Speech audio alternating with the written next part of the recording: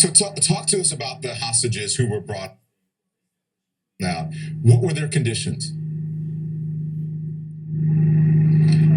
I would say that they were in a state of they were horrified blatantly by what they had just seen. Some of them were holding their heads. Some of them were completely disorientated. Some of them were just being held by police, just accompanied out of the nightclub, and just trying to get a grip, really. You said that they were holding their heads. Were they saying anything? I couldn't hear any words because I wasn't that close. I was about 30 to 40 yards just in front of the entrance of the Bataclan nightclub. I could hear screams, though. I could hear a few quite horrifying screams. And it was chaos, I would imagine, because this theater holds about 1,500 people. That is a pretty big crowd.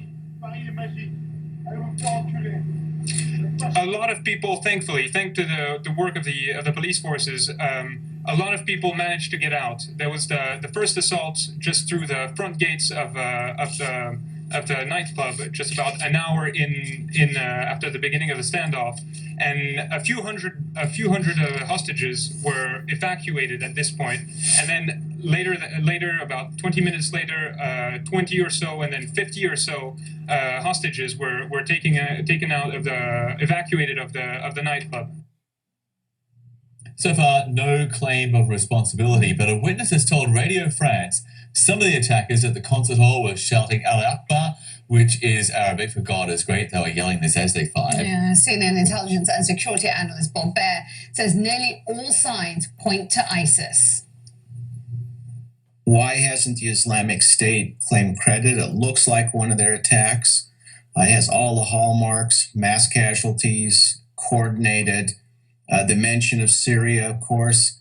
But, these people don't have a playbook, and these things, there's so many of them. I wouldn't say they're spontaneous, but they're lone wolf groups that wouldn't necessarily think about the propaganda other than the attack itself. I think what we're seeing in the Islamic State is a lot of small franchises. Even the attack on the Russian airplane was a franchise, or the attack in the southern suburbs of Beirut yesterday. So I don't think we should make too much of it. They all share the same objective, which is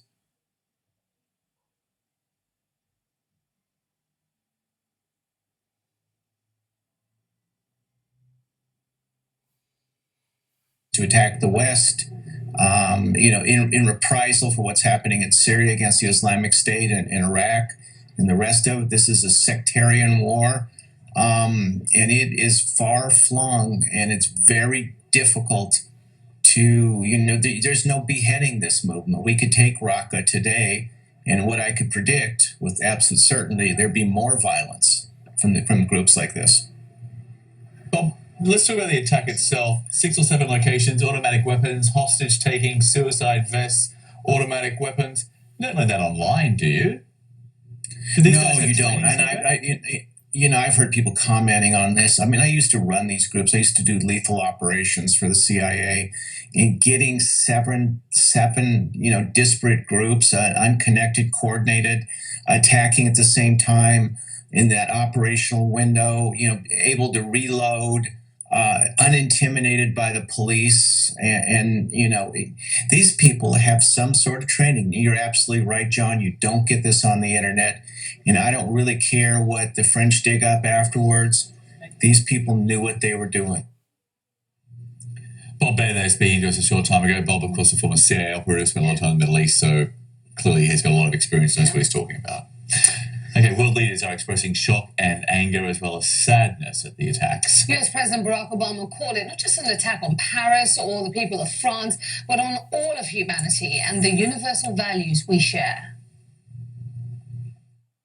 This is a heartbreaking situation, and obviously those of us here in the United States know what it's like. We've gone through these kinds of episodes ourselves.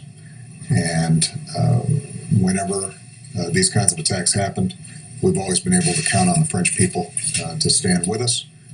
They have been an extraordinary counterterrorism partner, and we intend to be there with them in that same fashion. An American government official says there is no credible or specific threat to the United States, but some big US cities are stepping up security out of an abundance of caution.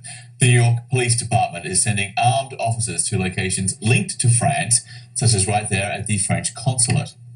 There will be extra patrols at nightclubs, theaters, and museums in Manhattan over the weekend. And right here in Los Angeles, where we are, police say they have beefed up security at airports and other high-profile locations. Other world leaders have quickly condemned the attacks. They did this on social media. Yeah. The British Prime Minister David Cameron tweeted out, "I am shocked by the events in Paris tonight. Our thoughts and prayers are with the French people. We will do whatever we can to help." US Vice President Joe Biden: "Our hearts are with Paris tonight as we learn more about these tragic attacks. We stand together. We will never bow. We will never break." The United Nations posted this message. Ban Ki-moon condemns despicable terrorist attacks in Paris, demands immediate release of those held hostage. The German Foreign Office tweeted, "Chancellor Merkel, deeply shocked by attacks in Paris, have conveyed our sympathy plus solidarity." US Democratic presidential candidate Hillary Clinton: "The reports from Paris are harrowing. Praying for the city and the families of the victims." And NATO Secretary General also released a statement saying, quote, "I am deeply shocked by the horrific terrorist attacks across Paris tonight. We stand strong and united in the fight against terrorism. Terrorism will never defeat democracy." And Russian President Vladimir Putin has also condemned the attacks and offered assistance into the investigation.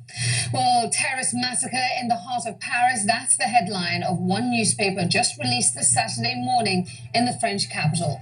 After the break, a look at how the country is responding to the wave of terror. You're watching CNN.